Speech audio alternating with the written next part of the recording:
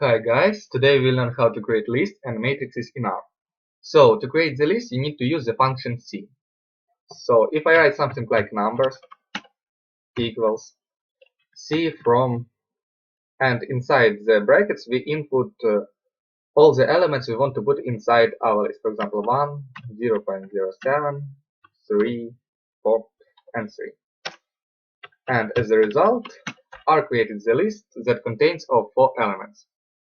The numeration in the list starts from 1, so if we want to get second element, this one, we need to write numbers, then open square brackets and write 2 inside, and we get 0.07. Please note that in R the numeration always starts from 1, and if you write something like number 0, you will get the type of the list. And be very careful with this because it's a very common mistake. Now, you can also create the lists from text variables, logical and so on, but you should never use different type variables inside one list. Because if I write something like bed list equals to C from 23 and apple, press enter, what has happened?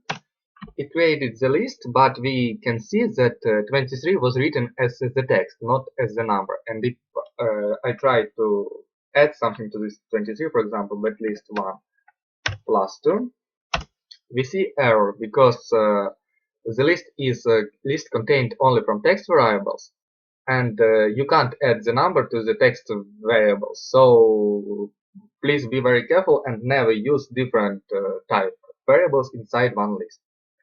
Now, if you want to create a matrix, all you need to do is to use a function that has the same name. So, for example, I can write something like table equals to matrix. Okay. Then we need to input the numbers we want inside our matrix. And of course, these numbers are arranged as a list, so we need to write C from. And here we wrote the numbers we want, for example, 1, 2, 5, 7, 0, 8. Then we define the number of rows we want. For example, we want 3 rows. And the number of columns we want. For example, 2 columns. And just press enter.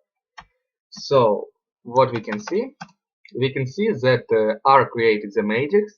Matrix has 3 rows, 2 columns. And all these elements were written inside by columns, from up to down. If you want, for example, to input the elements by rows, all you need to do is to write also the following statement: by row equals true. And as we can see now, our matrix is written in the way we want.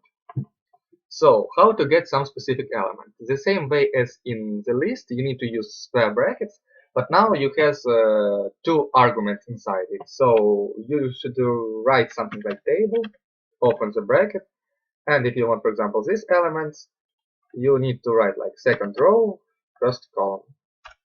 And we see that the result is 5. If you use only one argument inside and comma, then you can get the list, or you can get the row or the column that is inside the matrix. For example, if I write something like table 2, I got this list 5 and 7. And if I wrote like first comma, then for example 1, I got the vector 150 that is exactly the first column.